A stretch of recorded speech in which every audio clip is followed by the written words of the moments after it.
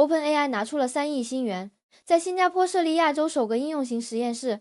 这笔资金的投入直接改变了新加坡35岁以上白领的职场生存环境。很多人认为这只是一家跨国公司来设立区域销售办公室。你去看新加坡数码发展及新闻部公布的备忘录，里面明确规定了资金的用途和人才培养目标。过去5年，新加坡本地的 PMI 群体面临着结构性的就业调整。人力部发布的最新劳动力报告显示，年过35岁的专业人士在重新就业时，薪资预期往往会面临压力。传统的中层管理岗位正在被压缩。OpenAI 的进入带来了全新的岗位需求和技能要求，本地的招聘市场已经开始对这些新需求做出反应。很多在中央商业区上班的白领，每天处理的报表和合规审查工作，正是这次技术升级的首要目标。传统的工作模式正在被重写，这些资金如何流向本地市场，以及个人如何从中找到具体的职业切入点，这直接关系到你下一次跳槽的议价能力。新加坡政府一直致力于将前沿技术转化为实际的经济产出，这种转化速度比以往任何一次技术变革都要快。这次的合作备忘录中特别强调了要将技术应用于公共服务和本地企业的日常运营中，这意味着大量的政府外包项目和企业采购订单即将投入市场。那些能够最先掌握相关技能的人，将直接受益于这些新增的经济活动。你的行动速度决定了你能否拿到这笔红利。OpenAI 为什么把亚洲首个实验室放在人口只有500多万的新加坡，而不是日本或韩国？答案在新加坡的国家人工智能策略 2.0 里。在这个技术快速迭代的时期，算力是运算基础，政策是推动力。新加坡正在全方位推行应用测试。英国政府与 OpenAI 重点合作做安全评估，他们成立了专门的安全研究所来测试模型的潜在风险。新加坡的做法是直接投入资金，提供算力支持，推动应用落地。为了支撑庞大的运算需求，新加坡贸工部逐步放宽了对数据中心的绿色能耗限制。能源市场局也在协调电网的升级工作。玉郎岛上的数据中心正在进行扩容，以满足大模型训练的电力需求。政府在电源使用效率标准上做出了具体的调整，允许特定条件下的高能耗设施运行。通过这3亿新元的合作，新加坡利用较小的地理体量完成全场景测试，这是新加坡在科技领域的策略。政策的执行效率是吸引外资的关键。戴森当年把全球总部搬来新加坡是为了研发环境。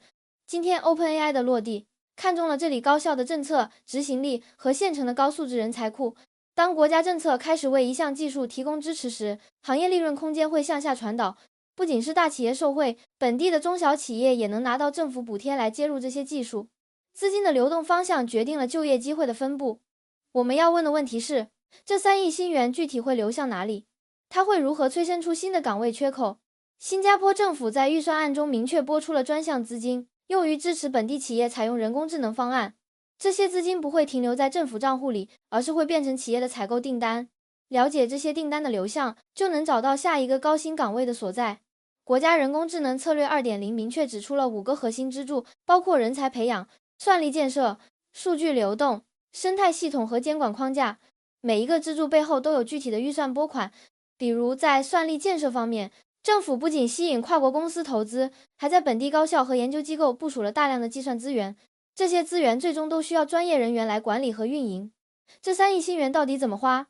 不是简单的买几个企业版账号发给公务员。我们来看合作备忘录的具体内容。新加坡在完成从购买产品到共建开发环境的转变，这里的核心枢纽是一个叫做 AI Singapore 的机构。在这次合作中， AISG 是本地化应用落地的推动者，他们负责协调政府部门和私营企业的技术对接。新加坡政府意识到，单纯引入技术会让本地企业失去数据控制权。这笔资金很大一部分将用于建立本地的技术标准，确保模型能够适应东南亚复杂的语言和商业语境。AISG 一直在推进 CLIAN 东南亚本土大模型计划，这个计划专门针对印尼语、泰语、马来语等本地区语言进行训练。解决语言障碍是开拓东南亚市场的首要任务。对于本地中小企业来说，政府的做法很直接。政府通过企业发展局提供资金补贴，比如生产力解决方案、津贴或者企业发展计划。符合条件的企业最高可以报销 70% 的合格成本，要求企业把新技术接入日常运营。这意味着市场上将涌现大量企业级的改造需求。补贴的发放是有严格审核标准和时间限制的。一家传统的本地海事公司每天要处理几百份来自不同国家的报关单。过去他们依靠文员逐字核对多语种提单，再手动输入到港务局的系统里。现在他们需要用大模型自动提取这些单据信息，并完成格式转换。一家餐饮连锁店每天的食材采购量过去凭店长的经验决定，人工预测的误差率往往导致成本上升。现在需要结合天气预报、公共假日和历史销售数据，用程序预测各分店的食材消耗，以减少浪费。这些企业老板通常不懂代码，他们手里的政府补贴最终都会流向那些能帮他们解决实际问题的人。这是新加坡本地实体经济的系统升级。技术只有落地到具体业务中才能产生商业价值。最大的商业机会不在于你去开发一个新的底层模型，而在于你能不能成为帮传统企业把新技术接入业务流程的实施者。政府出钱，科技公司出技术，中小企业提供应用场景。这个工作流程一旦建立，市场上会产生大量的弊端改造需求，资金流向已经明确。接下来我们看招聘市场，这些新岗位到底需要什么样的人才？新闻里提到，这次合作将扩展超过200个高端工程师岗位。很多人以为必须是计算机博士才能应聘，这是一个认知误区。根据本地招聘网站 MyCareersFuture 上的数据，目前最紧缺、薪资溢价最明显的，并不是写底层算法的人，而是应用部署工程师。这类岗位的招聘启事在过去3个月里增加了2倍。什么是应用部署工程师？就是你原本懂金融风控，懂海事物流，懂医疗管理，现在你学会了如何调用 API 接口，把语言模型的能力嵌入到你们公司原有的业务系统里。这类复合型人才目前的市场薪资溢价普遍在 20% 到 30% 以上，资深岗位的月薪突破 1.5 万新元是正常的水平。跨界人才是目前市场上最稀缺的资源。为什么这类岗位薪水高？因为纯写代码的程序员不懂你们行业的合规底线，他们不知道哪些客户数据不能上传到云端，懂行业的高管又不知道新技术具体能完成哪些工作。你具备两边的知识，就能负责项目落地。你可以把业务需求翻译成技术团队能听懂的语言，同时确保最终的交付符合监管要求。比如，你是一个35岁的财务经理，每天面对海量的发票和对账单，每个月底你要处理跨国汇款、水单和消费税的申报核对。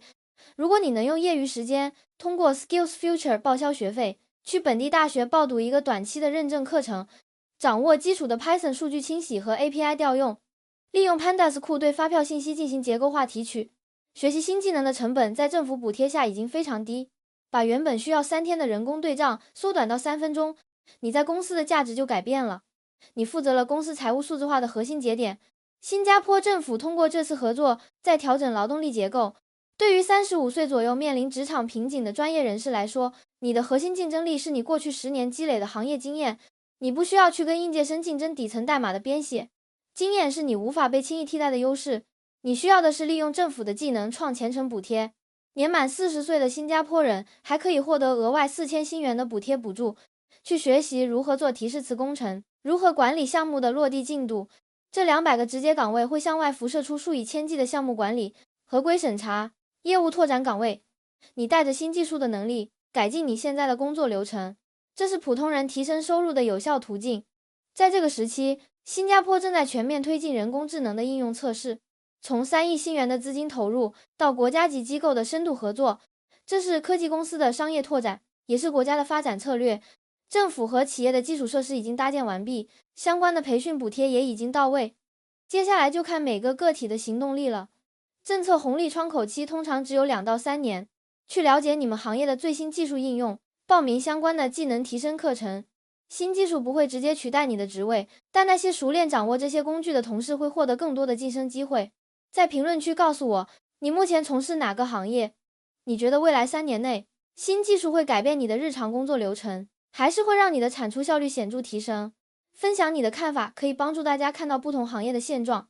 如果你想持续了解新加坡的科技趋势与职场机会，掌握最新的政策动向，请订阅我的频道并打开小铃铛。